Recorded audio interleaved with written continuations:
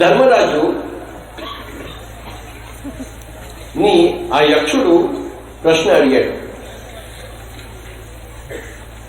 ఓ యుధిష్ఠిరా, ఈ యొక్క ప్రపంచంలో అన్నిటికన్నా ఆశ్చర్యకరమైన విషయం ఏది నాయనా అన్నాడు.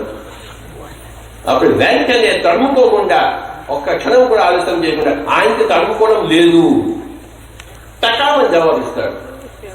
2+2 అంటే ఎంత అంటే మీరు ఆలోచిస్తారా?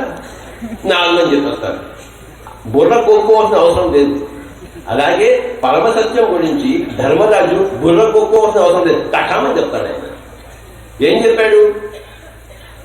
చుట్టుపక్కల అందరూ చస్తున్నా నేను మటుకు చావను అనుకుంటాడు. అది అందరికీ ఆశ్చర్యం. ఈ సంజయ్కి నేను చస్తే చావను అనుకుంటున్నాడు. పొద్దున్నే నాకే దొరికావు.